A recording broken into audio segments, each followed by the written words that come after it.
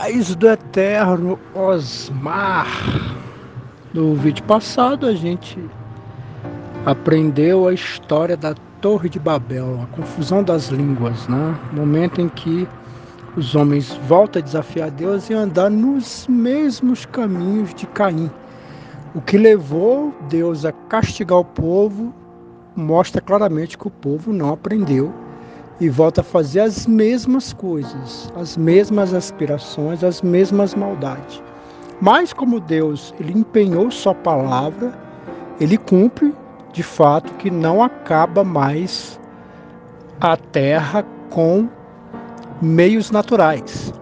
Já foi nos revelado no livro de Apocalipse, no livro de Daniel, em algumas porções da Bíblia, que esse final vai se dar através de meios sobrenaturais, com a vinda de Cristo, onde vai haver uma expurgação no mundo e ele vai ser refeito com o domínio de Cristo. Não, eu ia falar uma coisa, mas não, melhor não. Vamos continuar aqui. Então, o que acontece? Os homens nunca aprendem, né? Sempre fazem os mesmos erros, praticam as mesmas coisas. Então você vê que não há nada de novo debaixo do sol, porque de fato as coisas se repetem, com novas roupagens, mas nada mais do que repetições. O homem continua sendo mau, e Deus, é claro, é óbvio que tem o grande dia terrível do Senhor, mas isso não significa que não há punições, né? De tempos em tempos, a gente é visitado com catástrofes, com a natureza em fúria, né? A história da humanidade teve páginas horripilantes, né? E provavelmente ainda vai ter mais alguns, né? Mais recente, pandemia, que coisa terrível, mas com certeza não vai ficar só nisso, mas há aquela segurança. Se você olhar para o céu depois de uma chuva, você vai olhar lá o arco-íris. O arco-íris é a palavra empenhada do Eterno de que ele não vai acabar com as coisas naturais. Então as coisas naturais muitas vezes acontecem como punições temporais, mas não é o grande terrível dia do Senhor. Ele vai acontecer de uma forma sobrenatural. E aí chegamos aqui no principal ponto, porque quando Moisés escreve, é claro, é óbvio, né, que ele escreve aqui para poder mudar também a concepção, né? Um povo que estava escravizado no Egito, comendo todo tipo de porcaria, né? Todo tipo de informação aonde se mostrava para eles como o mundo nasceu, a origem do bem e do mal, tudo com informações completamente distorcidas, né? Diante dos deuses, né? Da visão da época, né? E aqui Moisés traz o relato real, mostrando o que de fato aconteceu. Porém, o ponto de Moisés aqui no livro de Gênesis é os patriarcas. Quem são os patriarcas? Abraão, Isaac e Jacó. Esses são os patriarcas, esses são os principais. Esse é o principal ponto que Moisés quer falar aqui no livro de Gênesis. É sobre os patriarcas. E aqui nós vamos começar com o principal dele, que é Abraão. Aqui até então, antes dessa história aqui, não tem como fazer uma cronologia. Como eu já expliquei, as gerações não são colocadas em ordem aqui, também não são colocadas na fidelidade de geração por geração, não. Às vezes pula geração, então não tem como fazer cálculo aqui. Há um cálculo aqui que pode ser que passou-se, né, uns 2.500 anos a 3.000 anos, pode ser até que chegue a 5.000 anos, ninguém sabe. Então não tem como calcular. Agora, quando entra na história de Abraão, aí já há dados mais firmes. Nós entendemos que quando chega na história de Abraão, aqui nós estamos falando de 2.000 anos antes de Cristo. E a chamada Era do Bronze, né? Onde o homem estava aprendendo a ter contato com bronze, né? Chamado, né, a Era do Bronze. Então, a partir desse momento aqui, nós temos quase que uma certeza absoluta que se trata de 2.000 anos antes de Cristo. E falamos aqui de um personagem, e é por isso que Abraão vai contar desde o princípio, né? Por isso que ele vai voltar a falar sobre as gerações, por causa da importância desse homem. Esse homem, Abraão, ele é unânime em todas as religiões. Então, quando fala de Jesus, algumas religiões vai cair matando. Uns vão aceitar, outros não. Quando se fala de Moisés, algumas pessoas vão duvidar da existência de Moisés. Fala que Moisés de fato não existiu, tudo é uma invenção, blá. Mas Abraão não. Abraão ele é o pilar de 3 religiões: cristianismo, judaísmo e islamismo. E todas essas religiões têm alta conta Abraão. Abraão, então, é um dos mais celebrados nessas religiões que eu citei. Principalmente no cristianismo. Até porque ele, na Bíblia Sagrada aqui, o personagem mais importante, que é onde a Bíblia toda vai girar em torno, se chama Jesus Cristo, o Filho de Deus. Mas, sem dúvida nenhuma, em segundo lugar é Abraão. Depois eu diria Moisés e depois vem os profetas.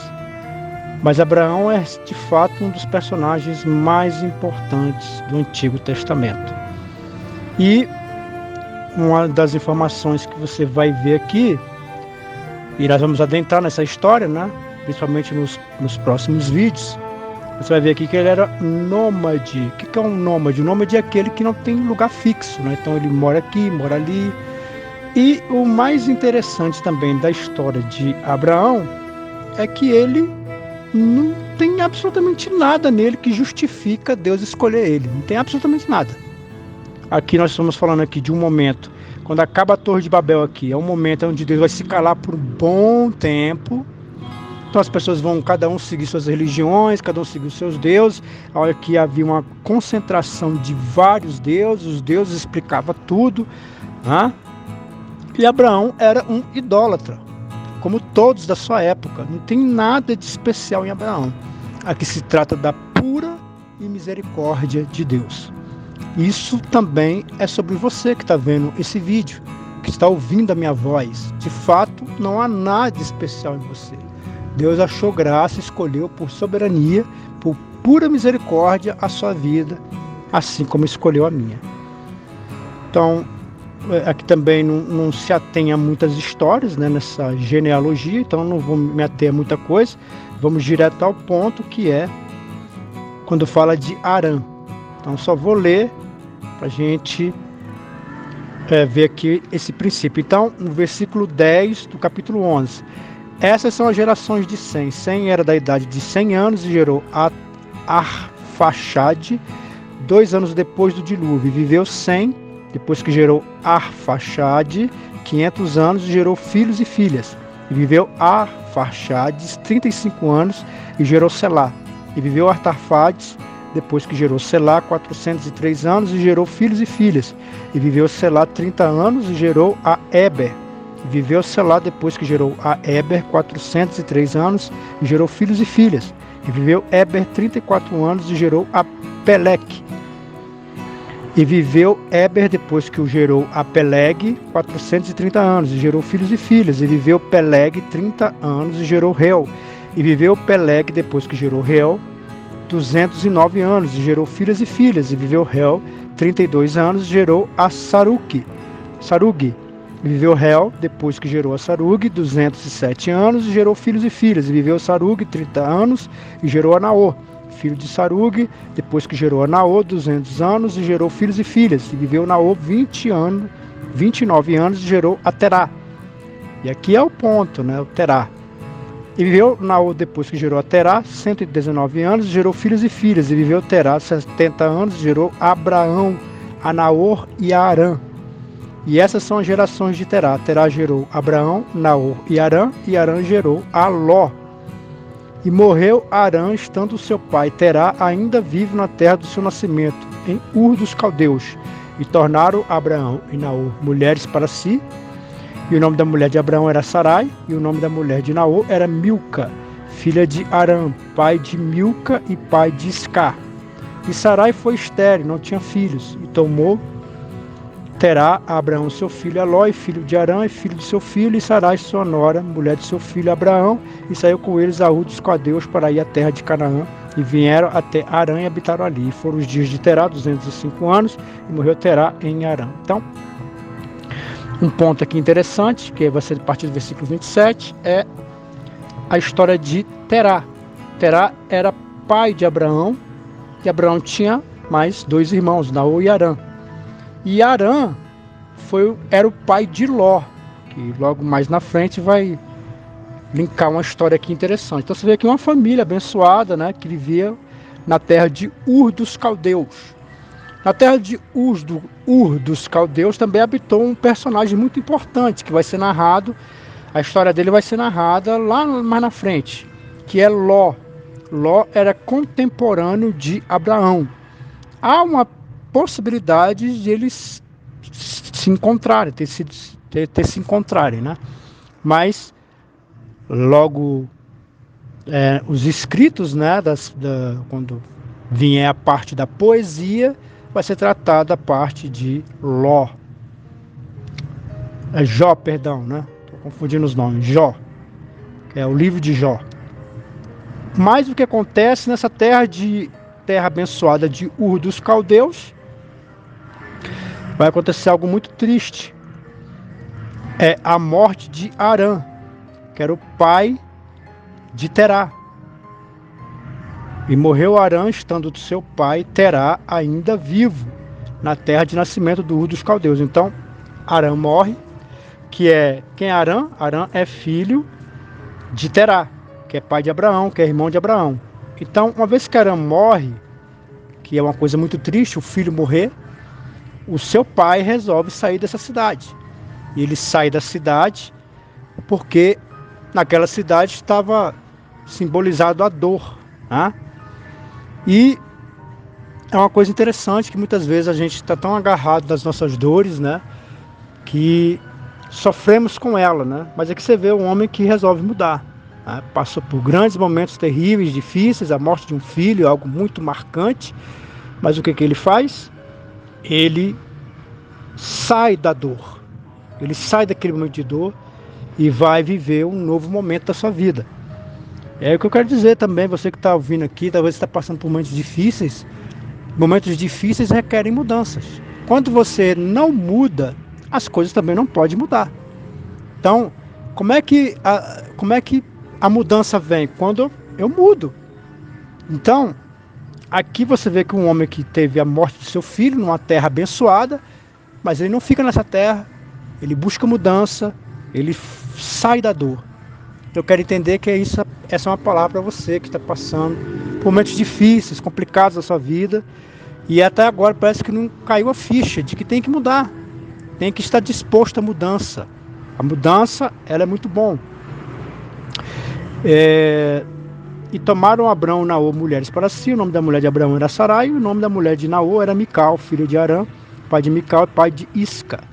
E Sarai foi estéril e não tinha filhos. É uma informação muito importante que vai ser muito bem abordada nos próximos vídeos. Então aqui você vê uma condição complicada, porque naquela época era muito importante filho homem. Eu vou explicar por quê. É simples entender. Era muito importante filho homem, porque naquela época não existia seguro-desemprego, não existia aposentadoria, não existia nada. O que existia era o filho homem. Na lei de Moisés você vai ver que há uma ligação muito forte entre o filho e o pai. Então o filho herdava as herdades do pai, mas o filho também tinha que cuidar do pai. E isso vai se tornar um problema lá no livro de Mateus, onde haverá uma grande corrupção e alguns filhos vão se desvencilhar do pai dando oferta no templo, que é onde vai haver aquele momento onde Jesus vai lembrar os fariseus que eles não cumprem a lei. Quando eles dizem, por exemplo, que o jovem leva uma oferta no altar e diz é corbã. Quando diz é corbã, então é oferta consagrada, então agora eu estou desvinculado de cuidar do meu pai. E aí Jesus fala, você está invalidando, porque a palavra diz que na lei tinha o filho ele tinha essa aliança com o pai. Ele cuidava do pai. Na verdade, o pai tinha a aposentadoria do pai, significava o filho mais velho, ou então os filhos homens, significava a aposentadoria do pai, porque os filhos teriam que cuidar do pai. Mas aí, como eu acabei de dizer, eles invalidavam isso desde que as pessoas dessem uma oferta para os fariseus. Então, No versículo 31, tomou Tera Abraão seu filho e Aló, filho de Arã, filho de seu filho, Sarai sua nora, mulher de seu filho Abraão, e saiu com eles de Ur dos Caldeus para ir à terra de Canaã, e vieram até Arã e habitaram ali. Então, você vê que o ponto aqui é eles iriam sair da terra de Ur dos Caldeus para ir a Canaã. Esse era o propósito. Porém, eles param no meio do caminho, numa terra chamada Arã. E eu entendo que Arã foi o nome que Terá deu, né, de seu filho, em homenagem. Ele parou, o objetivo era ir até Canaã, mas ele não vai.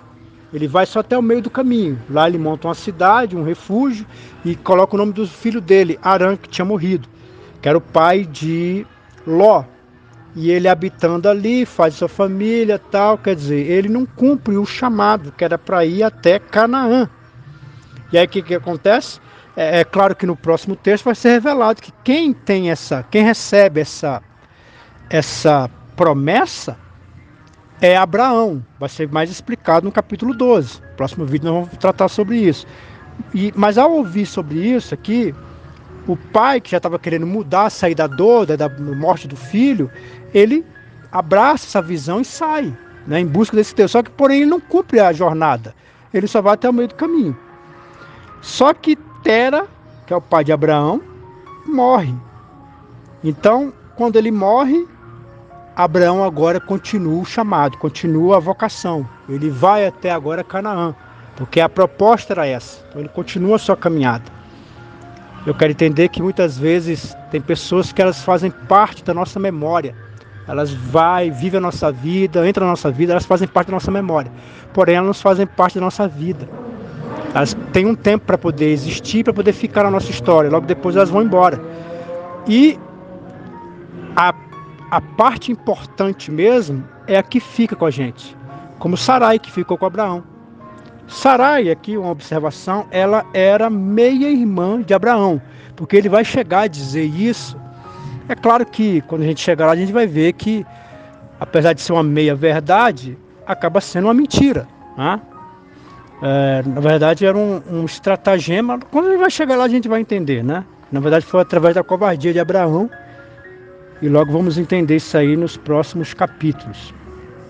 Mas Sarai era meia-irmã de Abraão. E aí eles saem, todos eles agora, para a terra de Canaã. E aqui começa a grande jornada. E você pode ter certeza aqui que tem grandes lições aqui para a gente aprender. Vamos orar em nome de Cristo. Meu Pai, nós estamos na tua presença aqui agradecendo, porque mais uma vez o Senhor preserva a geração de Abraão. O Senhor deixa claro aqui que Abraão de fato faz parte da linhagem santa, e o Senhor tem uma resposta, tem um caminho a trilhar com Abraão, um homem que é impressionante pela sua fé. Fé é essa que nós vivemos no dia de hoje. Mas, meu Deus, uma das coisas também forte é a união dessa família. Uma família que está unida, mas que no momento da dor soube seguir em frente. No momento da dor soube buscar mudanças para si. Eu quero entender que é isso também que deve acontecer na minha vida e na vida daqueles que estão te ouvindo. No momento da dor, você tem que estar disposto a mudar. Relacionamentos que não dão certo, tem que estar disposto a mudar. Empregos que não dão certo, tem que estar disposto a mudar. A mudança ela é necessária. A mudança faz com que as coisas voltem a seu devido eixo, seu devido lugar. Meu Deus, o Senhor também cuidou de Abraão, dando mulher, e o Senhor ajudou essa família, ainda que o pai não entendeu, né? Foi até a metade do caminho, porque tem pessoas que são assim mesmo, né? Vão até a metade do caminho, vão até uma parte da nossa história, mas elas não vão ficar na nossa história. Já outros, aqueles a quem a gente tem que honrar, são aqueles que ficam na nossa história e vai com a gente até o fim, porque o Senhor tem propósito, o Senhor sabe o que faz. Assim como o Senhor, meu Deus, levou Abraão a continuar a jornada, Eu quero pedir que o Senhor, meu Deus, venha colocar no coração dessa pessoa para que ela venha continuar a jornada dela. Que ela não venha parar, ainda que houve mortes no caminho, ainda que houve perdas, ainda que houve, meu Deus, separação, que essa pessoa venha ter forças no coração, na mente, para poder continuar essa jornada. Se Deus não pôs fim na vida dessa pessoa que está me ouvindo, é porque o Senhor ainda tem um plano, o Senhor ainda tem propósito, e o Senhor há de cumprir esse propósito. O Senhor nos ajude a continuar nossa caminhada, apesar das dores, apesar dos abandonos do meio do caminho, que o Senhor venha nos dar força. Também peço também que essa pessoa que está orando, pedindo pela família, pedindo, meu Deus, que as portas venham se abrir, assim como o Senhor cuidou de Abraão, de uma forma tão especial, amorosa, e o Senhor guiou Abraão em todas as coisas, que o Senhor também venha guiar essa pessoa, que o Senhor venha me guiar, meu Deus, a tua igreja, que o Senhor venha, meu Deus, nos conduzir, segundo a tua graça e a tua misericórdia, eu te agradeço. Amém.